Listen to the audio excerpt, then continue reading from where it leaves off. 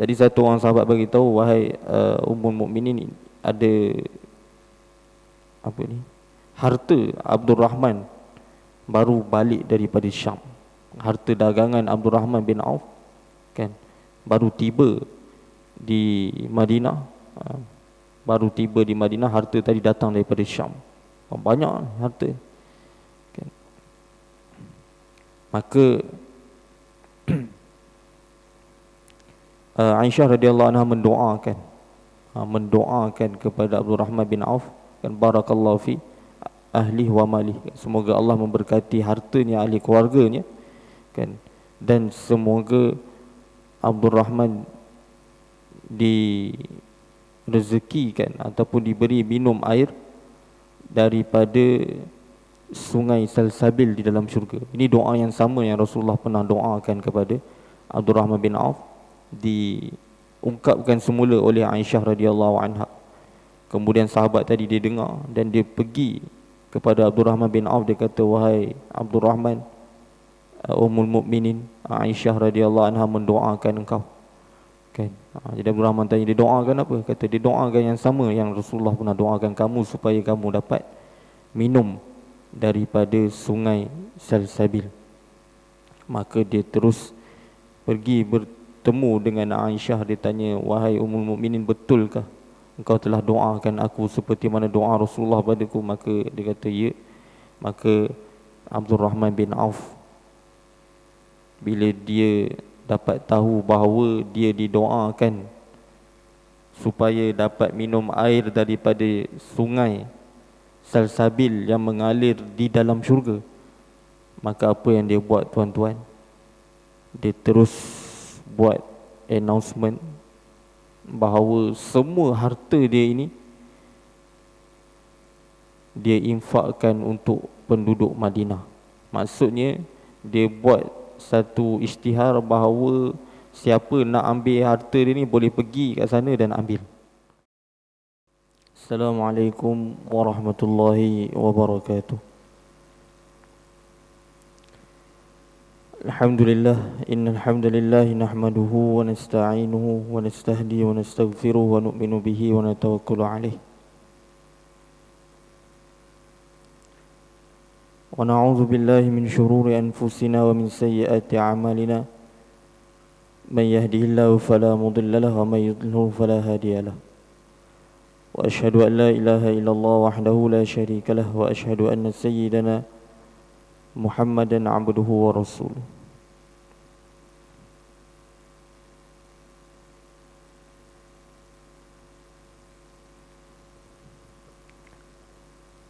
Allahumma salli wa sallim wa barik ala sayyidina Muhammad wa ala alihi wa sahbihi ajma'in, amma ba'd.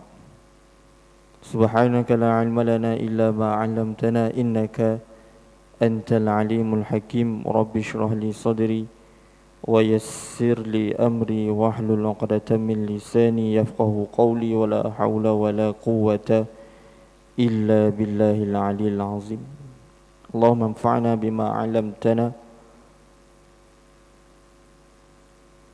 wa 'allimna ma yanfa'una. Allahumma zidna 'ilma, Allahumma zidna 'ilma, Allahumma zidna 'ilma wahdina fahma. Alhamdulillah yang saya muliakan Tuan Pengerusi, ahli jawatan kuasa masjid, yang saya hormati lagi saya muliakan para guru, asatizah, alim ulama, hadirin hadirat, muslimin muslimat yang dirahmati Allah. Alhamdulillah, syukur pada Allah Subhanahu wa ta'ala dengan limpahan taufik, hidayah juga inayah, hadirkan kita ke rumah Allah Subhanahu wa ta'ala. Alhamdulillah, sebentar tadi kita baru sahaja menunaikan solat fardu subuh berjemaah bertepatan dengan sunnah Nabi sallallahu alaihi wasallam. Tuan-tuan yang dimuliakan Allah Subhanahu wa ta'ala, satu orang yang datang solat subuh, mafhum hadis Nabi sallallahu alaihi wasallam, menunaikan solat subuh berjemaah, maka dia berada di dalam jaminan Allah Subhanahu wa ta'ala. Bahkan orang yang datang solat berjemaah, dia mendapat pahala 27 kali lebih banyak daripada orang yang solat bersendirian. Dan dalam sebuah hadis Nabi sallallahu alaihi wasallam bersabda, mafhum dia, sesiapa yang solat, mengerjakan solat pada 2 waktu sejuk, maka Allah Subhanahu wa taala akan balas syurga untuknya.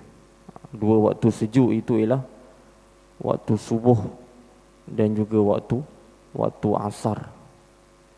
Jadi tuan-tuan dimulakan Allah Subhanahu wa taala, syukur pada Allah.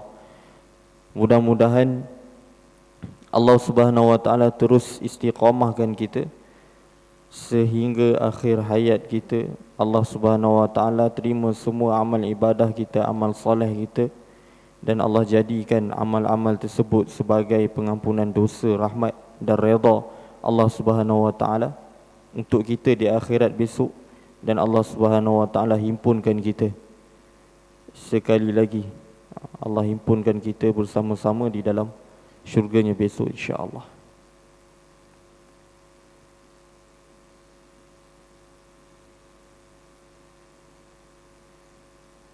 Baik, hadis kita nak baca ini ialah daripada kitab Fadilat Sedekah, kelebihan infak, iaitu membelanjakan harta di jalan Allah Subhanahu wa taala. Hadis keempat daripada Sayyidina Uqbah bin Haris radhiyallahu anhu,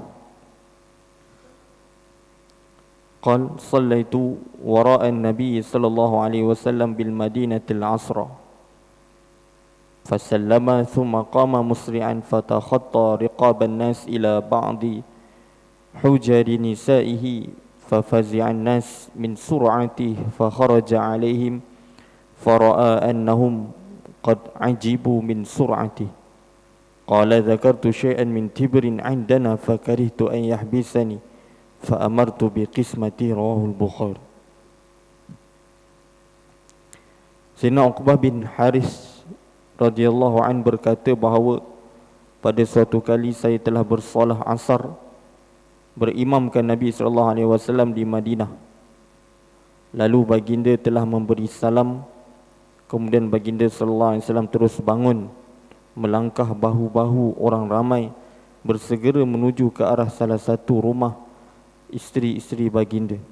Keadaan baginda sallallahu alaihi wasallam yang bersegera itu telah menyebabkan orang ramai terkejut. Mungkin ada apa-apa yang telah berlaku. Lalu baginda keluar kembali kepada mereka dan baginda nampak keadaan orang ramai yang terkejut kerana gopoh gapah baginda. Lantas baginda sallallahu alaihi wasallam bersabda, saya teringat seketul emas yang ada di sisi kami. Saya tidak suka bahawa ia menahan saya di padang mahsyar nanti untuk menjawab penghisaban tentangnya. Oleh kerana itu saya telah pergi menyuruh supaya ianya dibahagi-bahagikan.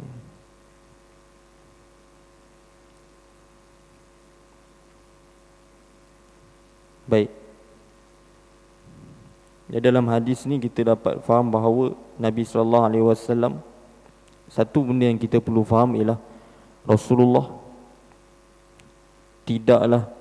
bukanlah tidak mempunyai harta, tetapi Nabi sallallahu alaihi wasallam juga diberikan oleh Allah Subhanahu wa taala sedikit daripada harta, tetapi baginda memilih untuk hidup miskin. Tujuan dia apa, tuan-tuan? Tujuan dia ialah untuk mengajar kepada umat supaya jangan leka dengan harta. Kerana umumnya harta ni dia akan melalaikan hamba tadi daripada tujuan hidup sebenarnya di dunia. Tujuan kita di dunia ialah untuk kita mengumpulkan amal ibadah, amal soleh sebanyak-banyaknya, dan amal itulah yang kita akan bawa bersama di alam akhirat selepas kita mati nanti. Harta yang kita kumpulkan, sebanyak mana harta yang kita kumpulkan, kita menggembeling tenaga kita untuk mendapatkan harta yang banyak, jika tidak dibelanjakan mengikut syariat, tidak harta itu dibelanjakan tidak berlandaskan syariat, maka harta tadi dia menjadi sia-sia. Dibelanjakan banyak mana sekalipun, tetapi jika tidak dibelanjakan di jalan Allah Subhanahu wa taala, maka harta itu tidak akan mengikut kita di akhirat besok. Dan umumnya sewaktu kita hidup di dunia ni, harta ni dia akan melalaikan kita daripada mengingati Allah Subhanahu wa taala. Apa sahaja yang berkait dengan harta lah, sama ada harta itu sendiri ataupun hartanya tidak ada lagi, tetapi usaha untuk menghasilkan harta itu sudah ada. Kita berusaha nak menghasilkan harta, kita bekerja siang malam, awal pagi balik lewat malam, sehingga dia mengganggu perjalanan kehidupan kita. Kan solat kita lambat, kita tak dapat solat berjemaah, kita tidak ada masa untuk berzikir, kita kurang masa untuk membaca Al-Quran kerana bekerja untuk mendapatkan harta. Kemudian setelah kita dapat harta daripada usaha kita tadi, kita pula sibuk bagaimana untuk sama ada mengekalkan jumlah harta yang telah kita hasilkan tadi, ataupun kebiasaannya kita akan berusaha untuk menambah daripada jumlah harta yang sudah ada. Ada banyak lah kan? Tapi kita berusaha keras untuk menghasilkan lebih banyak, dan berterusan perkara tersebut dalam tempoh yang lama, yang 10 tahun, 15 tahun, 20 tahun. Hakikatnya 20 tahun tadi berlalu tanpa kita sedari bahawa usaha kita untuk mendapatkan harta lebih banyak daripada usaha kita untuk mengumpulkan amal soleh kita. Dan ini satu kerugian yang jelas ni kita akan sedar bila kita kembali di akhirat besok. Jadi bagaimana kita nak usahakan harta kita supaya 20 tahun tadi tidak menjadi sia-sia. Sebagai contoh, caranya ialah Nabi SAW tunjukkan bahawa setiap harta yang Nabi SAW terima, baginda akan belanjakan di jalan Allah. Belanjakan fi sabilillah, untuk maslahah umat, maka kebaikan tadi berterusan sampai hari kiamat berkat daripada infak kita di dalam bahagian tersebut. Maka harta tadi akan menjadi pahala jariah untuk kita di akhirat besok.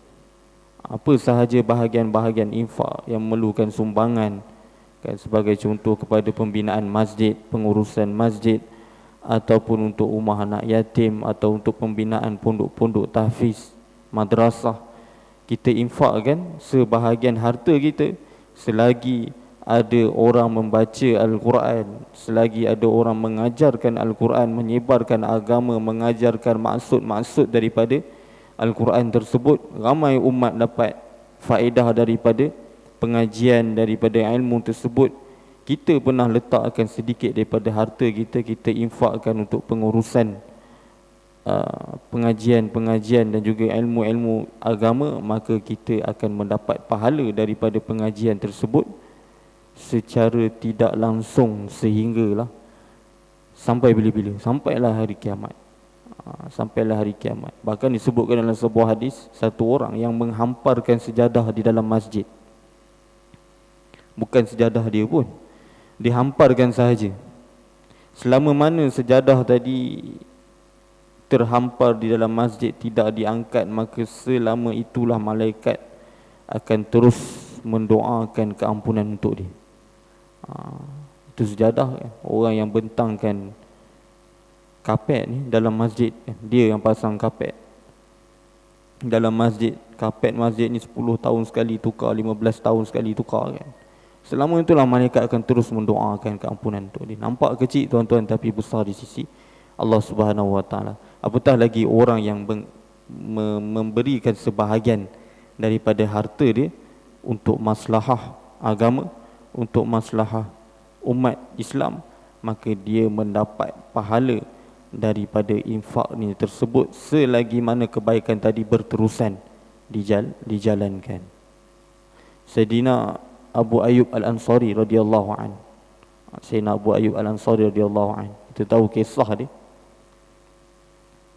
Abu Ayyub Al-Ansari radhiyallahu anhu, dia yang telah menyediakan rumah dia sewaktu Rasulullah berhijrah ke Madinah.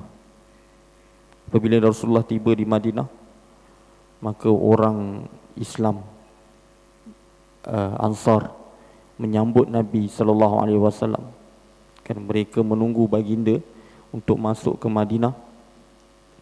Kisahnya panjang kan, baginda sallallahu alaihi wasallam patutnya masuk pada baginda sallallahu alaihi wasallam berhenti di Masjid Quba, kemudian berlalu beberapa hari baru Rasulullah sambung perjalanan untuk masuk ke Madinah.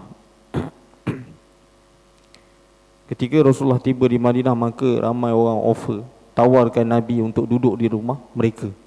Nak sambut kedatangan Nabi, mereka tawarkan rumah untuk baginda duduk di rumah mereka untuk sementara, kan? Kerana kita tahu sahabat dan juga Rasulullah berhijrah, banyak ke hampir semua, kan, harta mereka tinggalkan di Mekah. Nanti kita akan lihat orang-orang kafir, orang Quraisy, kafir Quraisy ni, orang musyrikin Mekah ni, mereka ambil harta-harta yang ditinggalkan oleh orang muhajir ni, mereka bawa keluar daripada Mekah, mereka jual harta-harta. Dan Nabi SAW akan hantar sekumpulan sahabat, antaranya kumpulan Sayyidina Hamzah radhiyallahu anhu, untuk pintas dagangan-dagangan yang bawa harta orang Islam, orang muhajir ni keluar daripada Mekah untuk didagangkan. Dia akan pintas rampas harta tersebut dan dibawa pulang kepada tuan-tuan pemilik harta tadi. Baik, jadi mereka berhijrah, umumnya kebanyakan mereka selai sepinggang. Maka sahabat-sahabat Ansar ni, mereka nak muliakan sahabat muhajir, apatah lagi Nabi SAW, maka mereka tawarkan untuk duduk di rumah mereka.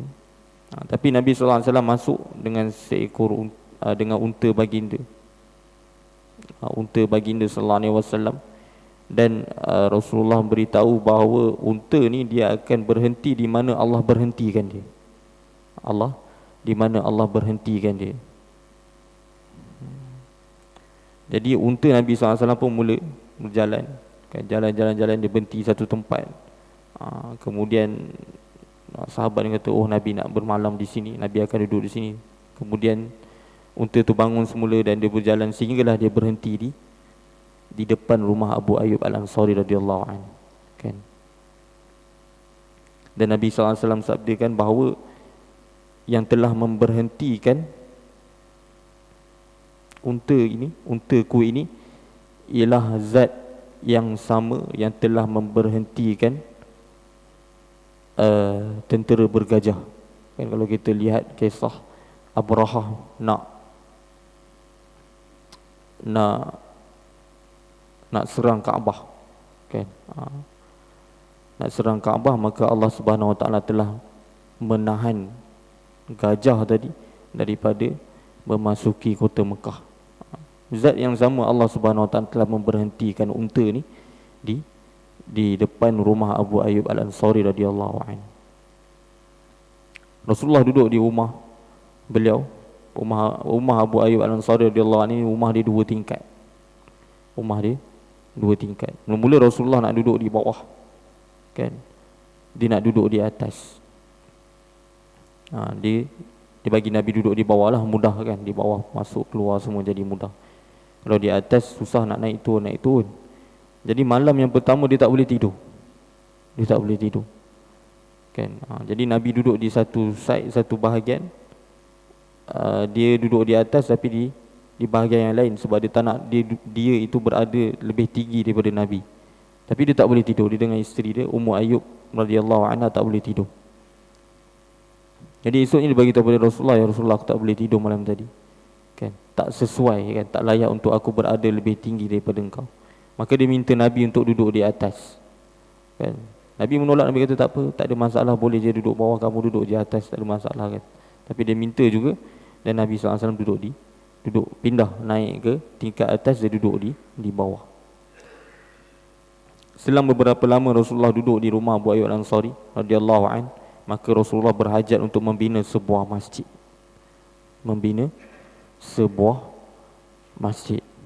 Dan ini yang selalu disarankan oleh ulama kita, bahawa di mana tempat kita berada, kita ambillah bahagian daripada masjid. Kita tak mampu untuk bina masjid, tapi binalah sesuatu yang memberi.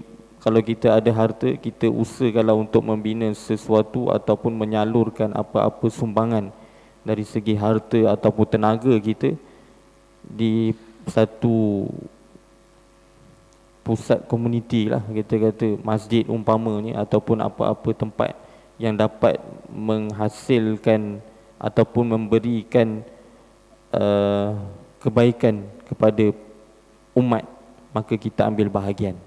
Dan apa yang Rasulullah buat, Rasulullah hendak membina sebuah masjid di satu kawasan, dan tanah tu milik kepada dua orang adik-beradik. Adik-beradik ni dia anak yatim, kan? Anak yatim.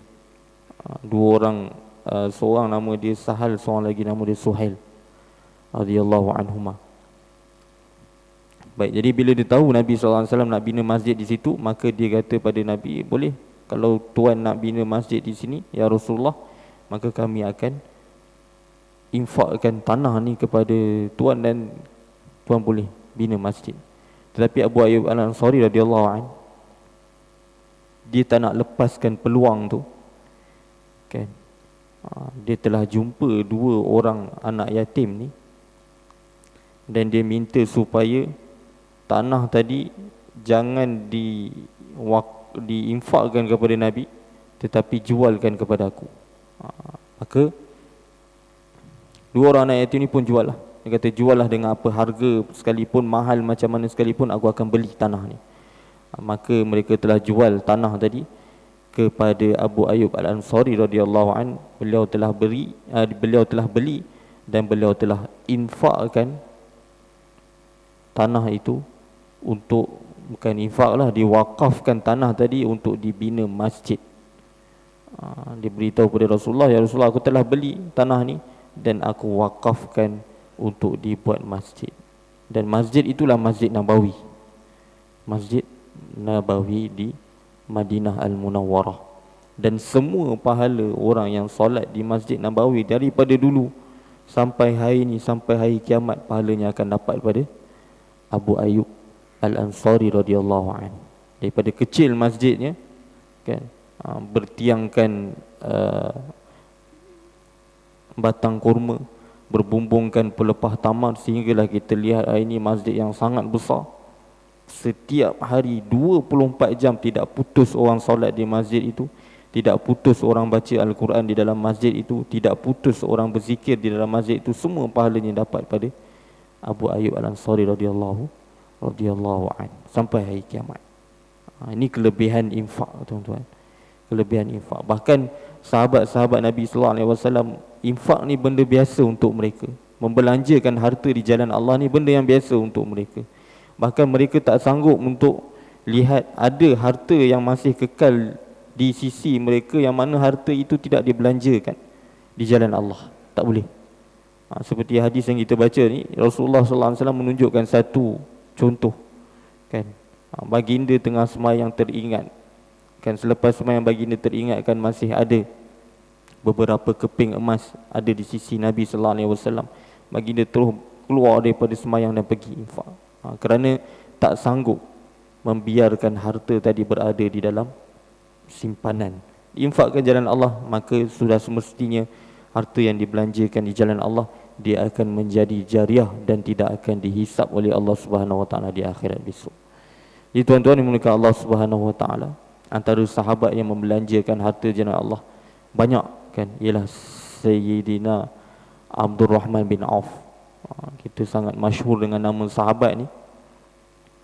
Beliau adalah satu orang kaya, sahabat yang kaya, termasuk dalam direkodkan antara 30 orang sahabat yang elit. Antara 30 orang sahabat yang elit, kan, antara lainnya Sayyidina Uthman bin Affan, Sayyidina Abu Bakar radhiyallahu an, Abu Bakar As-Siddiq radhiyallahu an, Sayyidina Mus'ab bin Umair yang pernah berada dalam kumpulan tersebut. Antara lainnya Ummul Mukminin, kan Sayyidatina Khadijah radhiyallahu anha juga antara yang termasuk sahabat-sahabiah yang elit pada ketika itu, 30 orang yang harta dia tidak ada limit, kan banyak. Kan Sayyidina Abdul Rahman bin Auf pernah satu kali selepas kewafatan Rasulullah, kan berlaku satu peristiwa. Sayyidatina Aisyah radhiyallahu anha duduk di dalam rumah dia, tiba-tiba dia dengar bunyi macam ada tentera yang ramai datang di luar rumah dia, kan. Berdebu Madinah waktu tu, dan bunyi seperti ada tentera yang ramai datang untuk serang Madinah. Maka beliau telah keluar rumah dan tanya apa yang telah berlaku, kan debu-debu terbangan, dia ada bunyi kuat ni datang daripada mana. Jadi satu orang sahabat bagi tahu, wahai Ummul Mukminin, ada apa ni, harta Abdul Rahman baru balik daripada Syam. Harta dagangan Abdul Rahman bin Auf, kan baru tiba di Madinah. Baru tiba di Madinah, harta tadi datang daripada Syam. Banyak harta, kan. Maka Aisyah radhiyallahu anha mendoakan kepada Abdul Rahman bin Auf, kan barakallahu fi ahli wa mali, semoga Allah memberkati hartanya, ahli keluarganya, kan, dan semoga Abdul Rahman direzekikan ataupun diberi minum air daripada sungai Salsabil di dalam syurga. Ini doa yang sama yang Rasulullah pernah doakan kepada Abdul Rahman bin Auf, diungkapkan semula oleh Aisyah radhiyallahu anha. Kemudian sahabat tadi dia dengar dan dia pergi kepada Abdul Rahman bin Auf. Dia kata, wahai Abdul Rahman, Ummul Mukminin Aisyah radhiyallahu anha mendoakan engkau, kan. Jadi Abdul Rahman tanya, dia doakan apa? Kata dia doakan yang sama yang Rasulullah pernah doakan kamu, supaya kamu dapat minum daripada sungai Salsabil. Maka dia terus pergi bertemu dengan Aisyah. Dia tanya, wahai Ummul Mukminin, betulkah engkau telah doakan aku seperti mana doa Rasulullah padaku? Maka dia kata, ya. Maka Abdul Rahman bin Auf, bila dia dapat tahu bahawa dia didoakan supaya dapat minum air daripada sungai Salsabil yang mengalir di dalam syurga, maka apa yang dia buat, tuan-tuan? Dia terus buat announcement bahawa semua harta dia ini dia infakkan untuk penduduk Madinah. Maksudnya dia buat satu isytihar bahawa siapa nak ambil harta dia ni boleh pergi kat sana dan ambil. Dan berapa banyak harta dia, tuan-tuan? Harta dia yang tiba daripada Syam tu sebanyak 700 ekor unta. Bukan sebanyak lah, muatan 700 ekor unta. Kita kata hari ni ibarat dia 700 lori lah, lori kargo tu 700 tiba di pelabuhan tu. Dia kata ini semua saya infakkan untuk penduduk Madinah. Dia kata siapa yang nak ambil boleh pergi ambil. Bila dia dapat doa untuk minum air daripada syurga, daripada sungai Salsabil, maksudnya dia dapat masuk syurga. Bila didoakan untuk masuk syurga, maka dia telah hilang, langsung tidak ada rasa apa-apa pada hartanya, bahkan dia telah infakkan semuanya di jalan Allah Subhanahu wa taala. Bahkan Sayyidina Abdul Rahman bin Auf, dialah sahabat yang menjaga kebajikan isteri-isteri Nabi sallallahu alaihi wasallam, ibu-ibu kita, selepas kewafatan Nabi sallallahu alaihi wasallam. Dan dia telah wasiat, apabila dia telah wafat, dia meninggal dunia, maka orang pun mula mengeluarkan wasiat dia. Apa yang diwasiatkan dalam apa yang ditulis dalam wasiat dia ialah dia telah membahagikan harta dia sebahagian untuk sahabat Badar ataupun keluarganya. Harta dia bahagikan sebahagian untuk sahabat-sahabat Badar yang masih hidup, ataupun jika mereka telah pun syahid, maka harta tadi diserahkan kepada ahli keluarganya, dan sebahagiannya lagi diberikan kepada dibahagi-bahagikan kepada isteri-isteri Nabi sallallahu alaihi wasallam, dan sebahagian lagi diwasiatkan untuk penduduk-penduduk di Madinah. Bahkan ada juga diriwayatkan dalam kitab-kitab sirah, tidak ada satu rumah pun di Madinah yang tak pernah merasai harta Abdurrahman bin Auf. Maksud dia, tuan-tuan, harta dia banyak bukan untuk diri dia sendiri, bahkan dia gunakan untuk maslahah kebaikan seluruh umat.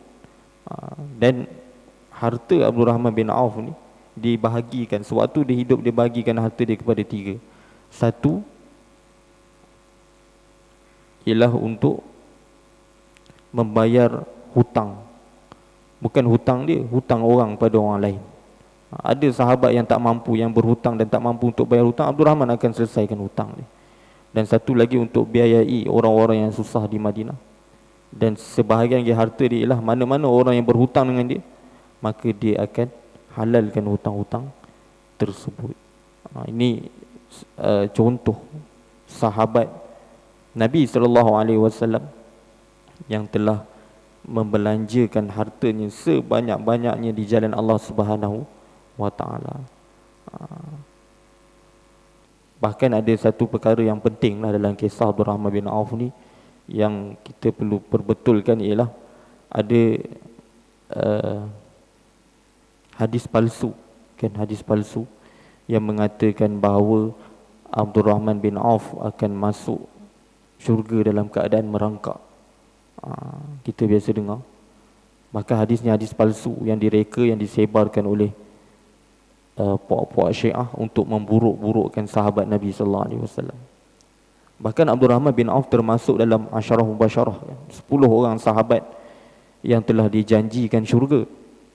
Mana mungkin dia masuk syurga dalam keadaan merangkak? Di dunia lagi Allah dah janjikan syurga untuk beliau. Jadi yang masyhurnya ialah hadis bahawa Nabi sallallahu alaihi wasallam mendoakan supaya Abdurrahman bin Auf radhiyallahu an dapat minum daripada air daripada sungai Salsabil. Adapun yang mengatakan bahawa beliau masuk dalam syurga dalam keadaan merangkak, itu adalah hadis palsu yang direka-reka. Baik. Dan Abdurrahman bin Auf bukanlah sahabat yang kita kata dia corporate life kan, dia orang kaya. Tetapi dia tak pernah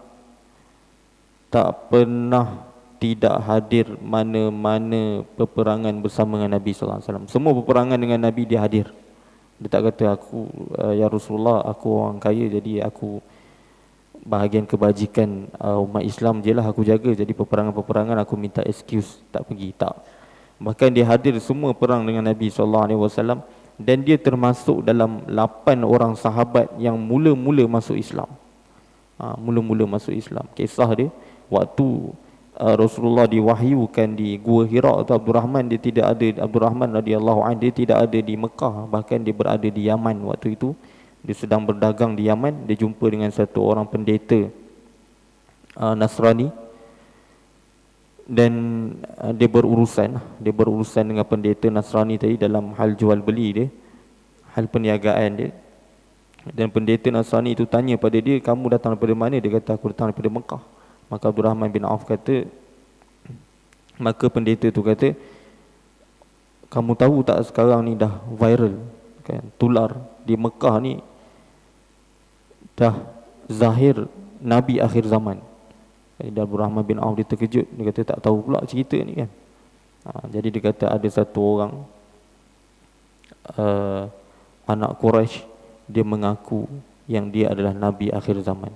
Maka Abdurrahman pun terus cepat-cepat selesaikan urusan dia, terus balik di Mekah. Bila dia tiba di Mekah, orang yang pertama dia jumpa ialah sahabat dia juga, iaitu Sayyidina Abu Bakar As-Siddiq radhiyallahu anhu. Dia tanya pada Abu Bakar, betul ke ada Nabi akhir zaman dah muncul?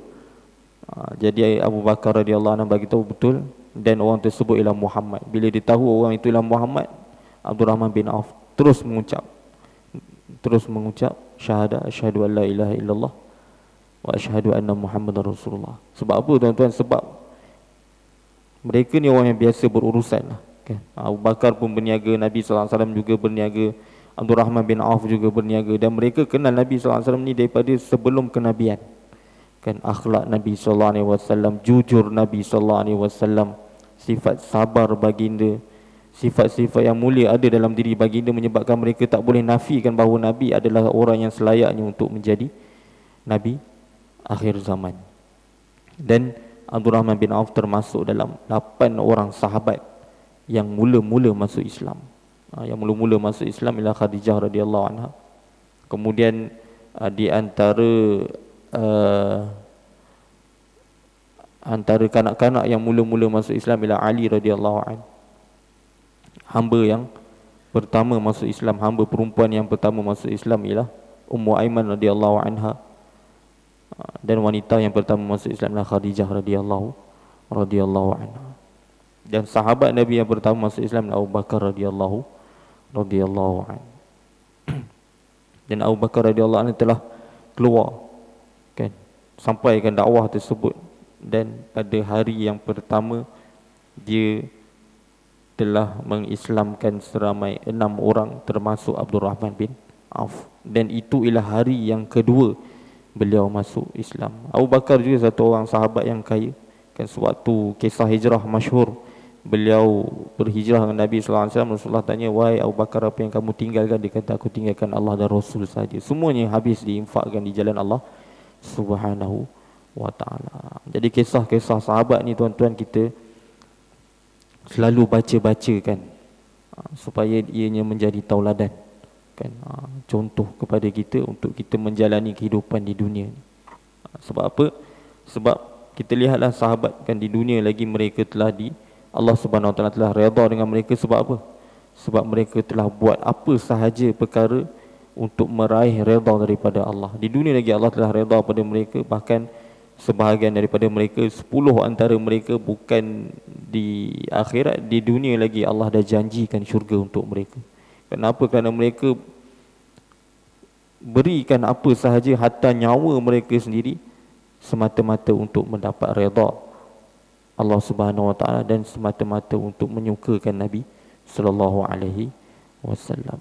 Wallahu a'lam bissawab. Tuan-tuan yang mulia, saya kira cukup setakat itu sahaja dahulu. InsyaAllah jadi apa yang baik daripada Allah, apa yang silap yang salah daripada pihak saya minta maaf, minta ampun daripada Allah atas kelemahan saya. Hakikat baik buruk semua daripada Allah. Kita tutup majlis dengan tasbih kafarah. Subhanallah bihamdihi, subhanakallahumma bihamdika, asyhadu an la ilaha illa anta, astaghfiruka wa atubu ilaik.